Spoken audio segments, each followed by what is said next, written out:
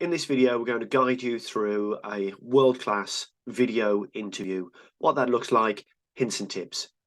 The first is the setup. Whether you're at the start of your career or an experienced CEO that's looking for a new career challenge, video interviews are here to stay. So it's important that we know how to do them. The first is your camera. The ideal way to set this up is to open a new meeting.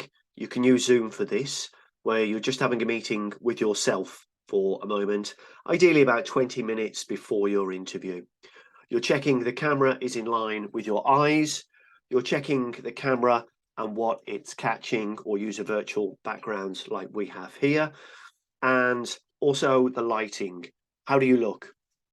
Again, remember, you're on interview, so don't forget to smile too. With video meetings, it's imperative to think of the other person more than yourself. And so the camera must be fixed. To be having a video interview where you're holding the phone is a big mistake. That is not an enjoyable experience for the other person, and that's what we're looking to achieve. If you can, also check your sound levels, and if you are in a environment where there will be possibly background noise, I would say to wear a headset or earphones of some sort. If you can, get some extra lighting on your face. That can make a big difference. Again, we're looking to achieve a very pleasurable experience for the other person. And seeing you in all your glory is far better than you as a silhouette. Ideally, you'll be using a laptop or computer. Please make sure that if it is a laptop, that it's plugged into the mains, or that you have plenty of battery to last the whole meeting and more. Avoid drinking excessive caffeine before your meeting. Some think that having two strong coffees before a meeting is a good idea, but I assure you it's not. The company would always rather speak with a cool, calm, collected person like yourself rather than a caffeine-charged version. With any successful interview, you will have done research on the company and, of course, on the people that are interviewing you. Don't forget to write down some questions. You should have at least 15, ideally 20 questions about the company, the role, opportunity, and the person, and anything else you can think of. When you really start to write them down, you'll find that there are thousands that you can ask. Having that list of questions gives you an opportunity to refer back to them. Please remember, at the end of every interview, the interviewer says, "Do you have any more questions?" This is a golden opportunity for you to finish strong with, "Actually, yes, I've developed a list of 20. Can I just make sure that everything's been asked before we finish our meeting?" This shows preparation, it shows collectiveness, it shows confidence that you're able to say, "Yes, I have a list. Can I just refer back to it?" An interview is a two-way streak. Please remember that they are interviewing you, but also you're interviewing them. The more questions that you can ask them about the job, the opportunity, the more interested you seem. And if compared with another person that maybe is higher skilled or higher experienced, but doesn't ask as many good questions as you can still come out on top. For your preparation as well, make sure that you have a glass of water to hand. Stay away from hot drinks.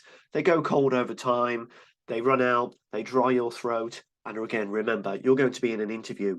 You're going to be talking about yourself for an hour, maybe longer.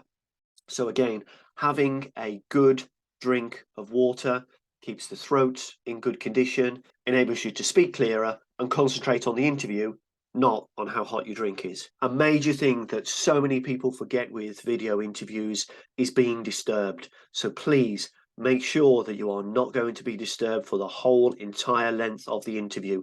If it's an hour interview, allow 1.5 hours. Of course, for any interview, especially video, because it can be a very visual event, bear in mind that you're not meeting them personally, so that personal interaction is gone with a video. So we must make up for that. So it's important to make sure that we're dressed appropriately. I would always recommend overdressing for interview.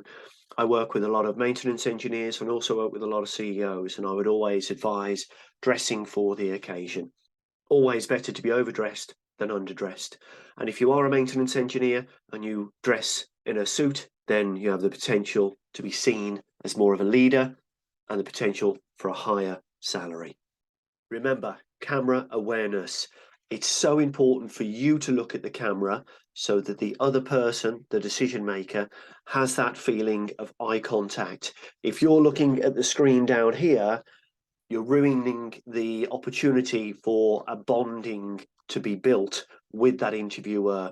It doesn't matter if you are not looking at their face, you don't need to, you're not the decision maker. But that camera awareness, what I do is I have a piece of paper around the camera, put the camera through a hole, and I have arrows pointing at the hole, reminding me to look at the camera. I did that for about 6 months until I eventually train myself to watch the camera, not the screen. Do something similar. Final reminder, late is late. Please treat this as a proper interview. If you were going there in person, you would arrive at least 10, if not 20 minutes early. Do the same. Treat this video call with the same respect. Log on 10 minutes early, or at least check your internet, check your camera, check your lighting, have your environment ready for success, and that will pay you back in thousands when it comes to them making an offer to you based on their first impressions. Camera awareness, it's very useful to make sure that you're in the center of the camera, and also, is there anything that's going to disturb the camera or, again, the other person's viewing pleasure, such as reflections, people walking in the background, anything like that, anything that's going to disturb and distract or detract from a high quality interview. Above all, please do remember you are on interview. So even though you're sat at home, maybe you've still got your slippers on, you are in an interview. So please do act appropriately. A relaxed demeanor, sat back, slouching is not what we're looking for here. Good posture, good seating arrangement, attentive, no paper and pen, ready to take notes if you need to, and answering questions in as much detail as you possibly can. When asked a surface question, always best to answer that, but also give an example or a short story to back up that point that you've made. This really cements those answers into the interviewer's mind and makes you more memorable. Remember, us humans, we love a good story. I would suggest avoiding humour on an interview unless things are going particularly well and it's a very soft, gentle piece of humour. No racy jokes in any way. And again, a final reminder, this is a two-way street. Please do ask the questions, get interested, get involved in the opportunity, and you should be able to come away from that interview understanding exactly the job that's on offer, all of your questions answered, and you know 100% whether or not you're interested in going forward to the second stage, or indeed, if they do make you an offer, whether or not you'll take it. Thanks for watching, and the very best of luck.